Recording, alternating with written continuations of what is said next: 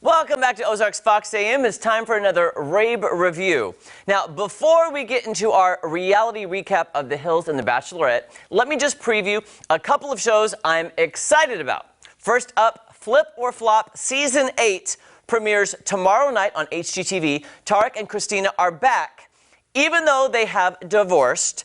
And Christina has already remarried and recently had her own spin-off show, Christina on the Coast, where she renovates homes for clients, and her own new home with now her new husband and TV personality, Ant Anstead.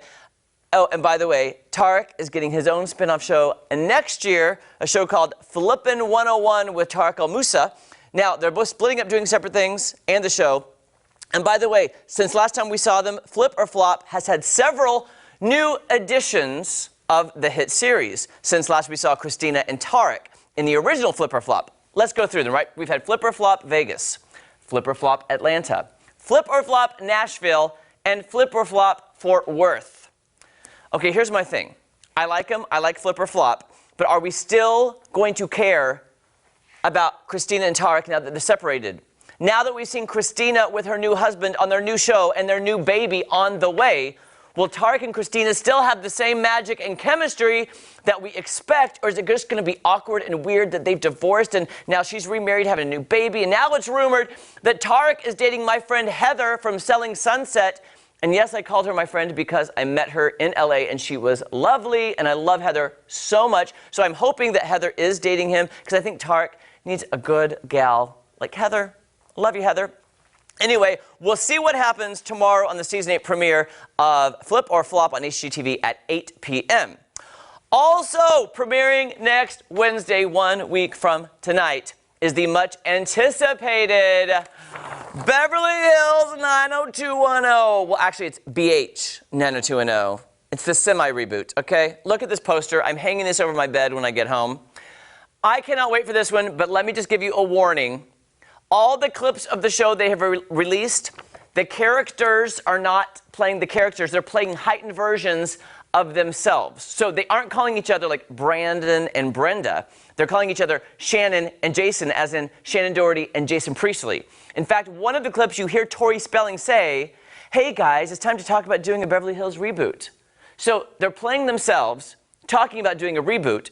So don't go into the show expecting it to jump right into these characters that we loved 20 years ago, playing Donna and Kelly Taylor and all the great characters. I'm interested to see how they're going to format this show because we're all expecting a reboot, but I have a feeling it's a spoof reboot about what would happen if they did a reboot. Anyway, that premieres next Wednesday on Fox at 8 p.m. All right, I had to preview that because I'm so excited.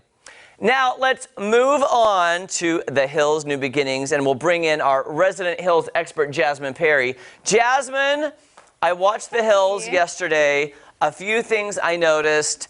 The Brody house fire, big storyline, and thank the Lord his house was saved. I know, I saw that. So that fire happened in November. So I don't know if you knew about that, but it was the biggest fire in Malibu. Yeah. It was shocking, though, to see the footage because I thought his house was going down in flames. Yeah, but he was out there. He had the hose and he had it watered down the whole time. I know, Caitlin wasn't really happy about that. So. Well, I would be scared, too, if your spouse is there staying behind and there's fire all around you. And he missed his Vegas party, correct? Right. So he missed it. All the guys went, and there was drama that went down. So. Do you think it was warranted, the drama? What do you mean? Like, do you think that they should have brought it up at the table in Vegas while Brody's house is on fire? They're talking about if or if not Stephanie and Justin Bobby are hooking up. I don't know, but I know Stephanie, she was like, it's nothing we should be worrying about. I think she's just so much focused on Justin and Audrina. Like, she's like, I'm getting in between this, and it's not even real. But I agree with Misha Barton that he should have said something at the table right then. Yes. He was quiet, and to me it's like guilt by omission. Like, you did not speak up, so you're guilty, even though, I mean, they're not together, Audrina and Justin, so he can have a girlfriend. Yeah, he can be friends with anyone. And of course, he doesn't have kids. Stephanie doesn't have kids. But I don't think that's, because Audrina and Justin did have something going on, Stephanie should not be involved. She should not get in between. That's really, and remember what I said in the first episode, that there was going to be drama between those three and there was going to be a fallout between that friendship. Remember I said that? You were right, Jasmine. Yes, I'm we always should right. never doubt you, Jasmine. Of course. Because the end of the episode shows them going, we cannot be friends, and he gets up from the table and leaves her sitting there. Yeah, he's giving those hints that like something is going on. It just makes you wonder, is there something really going on between them? But I don't know if you saw for the next preview for the next show, there's going to be a lot more drama between them. So I don't think it's going to end. I think it's just going to keep going. And Spencer and Heidi don't really care right now. Did you see that Heidi's trying to be a singer? I had no idea she had a pop career. I didn't either. They showed that video of her in the bikini singing the song, which was kind of catchy. Yeah, it was. And Justin's trying to help her out to be a singer. So I was like, I want to see how this is going to go. How far I love she'll that. go with her Jasmine, I'm going to music set this career. over here while you're talking. But yeah, and can I also say something too? Product placement. Did you notice the product placement all through the show? Yeah. Okay, so Heidi and Spencer strategically have their Sonic cups placed in the scene. Like they come I and go, did notice here's that. your Sonic. Yeah, were they trying to like sponsor, promote That's what it? I'm saying. I need to Google that. And then at the end, wasn't it Whitney who did the crest whitening strips? Yeah. And they had the most awkward scene where she goes, hey, I gotta go and whiten my teeth. And there's an awkward 30 seconds of her unwrapping it, putting it on and going. I did notice that. I was like, this is kind of awkward. I'm like, what is going on? It was so random. I was like, they're Yeah. paying for this time. Yeah, they're paying it. Yeah, for sure. And I feel bad for Audrina and Justin. I think they do need to sever the friendship because I think Justin's a little player, which he has every right to be. He's single and free.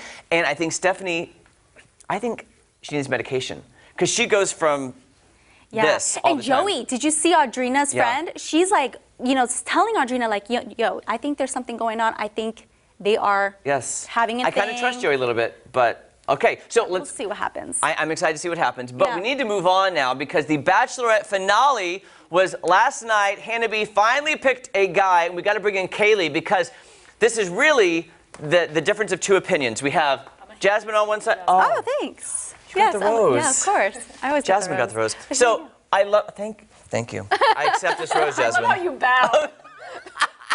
Thank you. I love Kaylee's opinion because Kaylee has a vastly different opinion than Jasmine on The Bachelorette. Here are the final two guys that Hannah had picked. I'm going to step out of the way so we can talk about these lovely gentlemen. So, ladies, tell me what happened on the finale. Okay, so in the men's tell-all, Luke P, he got slammed by everyone. That was Monday night. Don't forget that this was a two-night. Two-part Yes. finale. So it was, yeah, I don't know if you, well, we didn't even talk about it the other day. So the other Yeah. last Wednesday. So that guy got no applause from the audience. Yeah, so Luke P is out. No more Luke P. So we have Jed and Tyler. She chose, you say it. Are you upset? Jed. She chose Jed. I wanted Out of Tyler. all the 1,000 million red flags, she chose Okay, Jed. look, she let go of Peter, and that really bothered me because Peter was such a good guy. He had a future. He saw a future with her, and she got rid of him. And Keep going. I can't go into a lot of details, but they were intimate. I'm going to try to keep it PG There you go. here. That's totally Intimate, appropriate. and, like, Yes. it really hurt his feelings. I felt it. See, I was Team Peter until he left. He got the boot, and he was in the limo, and he was crying. And the amount of fake crying that happened, I was just like, I'm not Team Peter anymore. Yeah. So you were upset with the choice because you wanted. Yeah, I wanted Tyler. Tyler. I like Tyler. I know you're not a fan of Tyler, but he really was, and he respected her, and her parents loved him. Yeah.